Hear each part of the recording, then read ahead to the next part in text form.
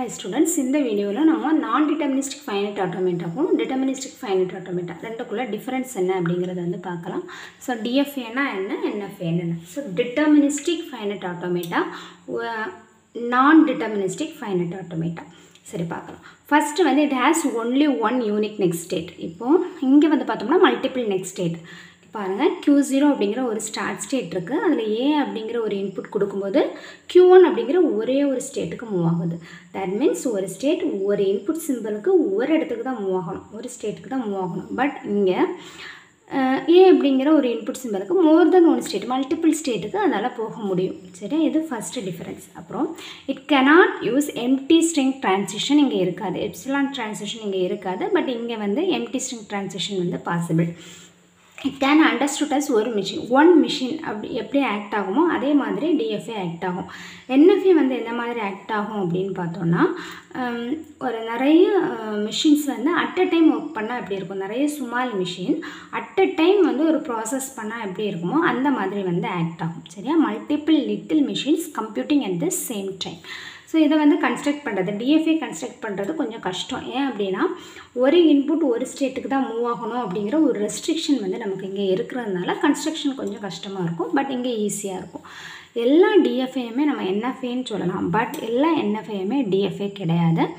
அதே மாதிரி டைம் பார்த்தோம் அப்படின்னா ஒரு இன்புட் ஸ்ட்ரிங்கை ப்ராசஸ் பண்ணுறதுக்கான டைம் வந்து இங்கே கம்மியாக இருக்கும், இங்கே வந்து அதிகமாக தேவைப்படும். ஏன் அப்படின்னா ஸ்ட்ரிங்கோட லென்த்தும் வந்து இங்கே ஸோ மோர் ஸ்ட்ரிங் வந்து இதால் ஹேண்டில் பண்ண முடியாது. இது ஒரு சிம்பிள் இதில்ல, அதனால் சீக்கிரமாக முடிச்சிடும். இங்கே வந்து ஒரு கொஞ்சம் காம்ப்ளெக்ஸ் ஸ்ட்ரிங்கை வந்து ஹேண்டில் பண்ணணும், அதுக்கான டைம் வந்து ரொம்ப அதிகமாக எடுத்துக்கும். அதே மாதிரி இங்கே மோர் ஸ்பேஸ் வேணும், இங்கே லெஸ் DFA விட ஸ்பேஸ் வந்து கம்மியாக போதும். அப்புறமா the next state is completely determined by the current state and current symbol. ஒரு ஸ்டேட் இந்த சிம்பிளுக்கு கொடுத்தோம் அப்படின்னா இந்த ஸ்டேட்டுக்கு தான் மூவ் ஆகும் அப்படிங்கிறது அந்த ப்ரீவியஸ் ஸ்டேட்டை அந்த கரண்ட் ஸ்டேட்டையும் சிம்பிளையும் பேஸ் பண்ணி என்ன இன்புட் கொடுக்குறோமோ அதை பேஸ் பண்ணி இருக்கும். ஆனால் நம்மளோட NFAல அந்த மாதிரி இருக்காது. நம்ம வந்து பார்ஷியலாக அதை வந்து டிபெண்ட் பண்ணி இருக்கும்.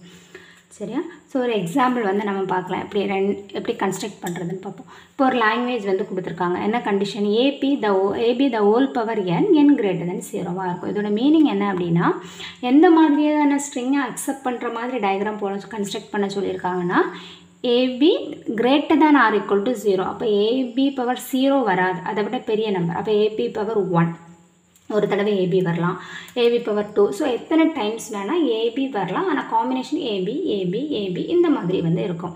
ஸோ ஃபஸ்ட்டு வந்து நான் DFA வந்து கன்ஸ்ட்ரக்ட் பண்ணுறேன். ஸோ DFA கன்ஸ்ட்ரக்ட் பண்ணும்போது ஸ்டார்ட் பண்ணுறேன்.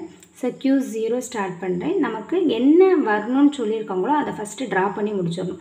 ஸோ Q0 A கண்டிப்பாக வந்திருக்கணும். Q1 அப்படிங்கிற ஒரு ஸ்டேட்டுக்கு போகுது.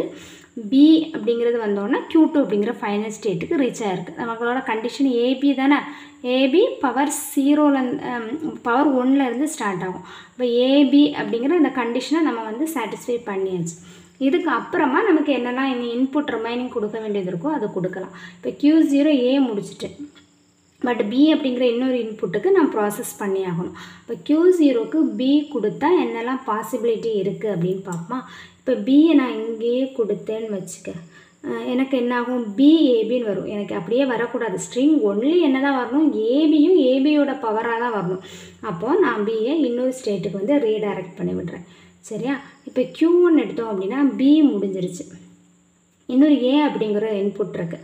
ஸோ இங்கே இடையில எதுவுமே எனக்கு கொலாப்ஸ் ஆகவே கூடாது, AB அப்படிங்கிற ஸ்ட்ரக்சர் அப்படியே இருக்கணும். அதனால இந்த ஏயும் அந்த அடிஷ்னலாக ஒரு ஸ்டேட் ட்ரா பண்ணுறதுல அதில் ரீடைரக்ட் பண்ணி விடுறேன். ஃபைனலாக Q2 அப்படிங்கிற ஒரு ஸ்டேட் இருக்குது. அந்த ஸ்டேட்டில் எனக்கு என்ன வரலாம் அப்படிங்கிறத பார்ப்போம். ஏன்னா AB த பவர் n வரணும்ல, இங்கே வெறும் AB மட்டும் தான் இருக்குது. அப்போ அதோட பவர் என்னும் வரலாம் அப்படின்னா நம்ம என்ன பண்ணிக்கலாம், AB திருப்பி A கொடுக்கும்போது எங்கே வரும், AB. தட் மீன்ஸ் அந்த பவரையும் நம்ம இங்கே வந்து டினோட் பண்ணிட்டோம். சரியா, இப்போ Q2 அந்த ஸ்ட்ரிங் இதை வயலேட் பண்ணாத மாதிரியான மூவ்மெண்ட் இங்கே கொடுக்கலாம் அப்படின்னா நம்ம கொடுக்கலாம். இப்போ AB அப்படிங்கிறது okay, AB power n possible அப்படின்னா இப்போ இந்த Q2ஓட A கொடுக்கும்போது Q1க்கு போச்சுன்னு வைங்க, இந்த ஸ்ட்ரிங் எப்படி ஃபார்ம் ஆகும், AB ஃபைனல் ஸ்டேட்டாக ரீச் ஆயிடுச்சு, இது ஒன்று. அப்புறமா AB அகெயின் Q1க்கு வருது AB. அப்போ ABனா AB பவர் 2, அப்போ அதுவும் ஓகே தான். ஸோ ரிமைனிங் இருக்கக்கூடிய Bயை இந்த ஒரு சும்மா ஒரு ஸ்டேட் கொடுத்தல ட்ராப் ஸ்டேட்னு சொல்லுவோம், அதில் மூவ் பண்ணி விடலாம். ஃபைனலாக அந்த ட்ராப் ஸ்டேட்டுக்கும் 2 இன்புட் அதுக்குள்ளேயே சுற்றிட்டு வர மாதிரி கொடுக்கணும். தட் மீன் இது எதுவுமே நமக்கு ஃபைனல் ஸ்டேட்டை ரீச் ஆகாது, இதுக்குள்ளேயே தான் இருக்கும். அப்போ ஒன்லி எந்த ஸ்ட்ரிங்கை மட்டும்தான் அதை அக்செப்ட் பண்ணிக்கும், ஏபியும் அதோட பவர் அந்த ஸ்ட்ரிங்கை மட்டும்தான் அக்செப்ட் பண்ணிக்கும். இது டிஎஃப்ஏ. இதே டயக்ராமை நம்ம என்எஃப்ஏக்கு எப்படி மாற்றலான்னு பார்ப்போம்.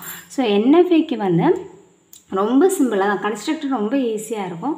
நமக்கு ரூல் மட்டும் என்ன, எல்லாத்துக்கும் எல்லா இன்புட்டு கொடுக்கணும் அப்படிங்கிற நெசசிட்டி எல்லாம் கிடையாது. ஜஸ்ட்டு நமக்கு கண்டிஷன் என்ன, ஏபி.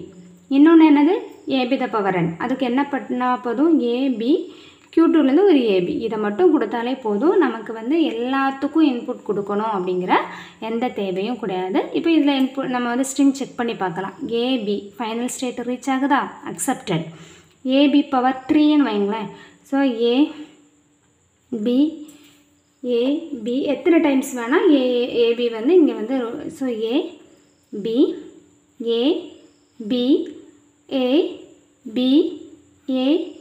அப்படின்னு எத்தனை டைம்ஸ் வேணால் என்னால் இங்கே மூவ் பண்ணிகிட்டே இருக்க முடியும். கரெக்டாக ஃபைனல் ஸ்டேட்டை ரீச் ஆகிட்டு திருப்பி Q1 வந்துட்டு ஃபைனல் ஸ்டேட். ஸோ எத்தனை டைம் ஏபி பவர் எத்தனை டைப் வந்தாலும் எனக்கு இது வந்து அக்செப்ட் பண்ணிக்கும். ஸோ இதான் வந்து டிஎஃப்ஏக்கும் என்எஃப்ஏக்கும் உள்ள டிஃபரன்ஸ். ஸோ ஒரே ப்ராப்ளத்துக்கு 2 டயக்ராம் எப்படி கன்ஸ்ட்ரக்ட் பண்ணுறது அப்படிங்கிறத பார்க்கலாம்.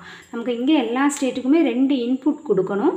அதே மாதிரி ஒரு இன்புட் ஒரே ஸ்டேட்டுக்கு தான் மூவ் ஆகணும். இங்கே எல்லா இன்புட்டும் கொடுக்கணும் அப்படிங்கிற அவசியம் இல்லாததுனால நம்ம இப்படியே ஸ்டாப் பண்ணிக்கலாம். அதை பேசிக் நம்ம இங்கே போடுவோம்ல, அதோடய இங்கே ஸ்டாப் பண்ணிட்டா போதும். சரி, இதான் வந்து டிஎஃப்ஏ அண்ட் என்எஃப்ஏயோட டிஃப்ரென்ஸ். 2 மார்க்ஸில் கேட்கலாம். சம்டைம்ஸ் உங்களுக்கு ஸ்ப்ளிட் அப்பில் ஏதாவது கேட்டாங்க அப்படின்னா அந்த பாயிண்ட்ஸ் வந்து ஞாபகம் வச்சு வந்து எழுதிக்கலாம். சரியா, இதுதான் ரொம்ப இம்பார்ட்டன்ட். டிஎஃப்ஏனா ஒரே ஒரு யூனிக் ஸ்டேட்டுக்கு தான் ஒரு சிம்பிளான மூவ் ஆகணும். பட் என்எஃப்ஏ மல்டிபிள் ஸ்டேட்டுக்கு மூவ் ஆகலாம்.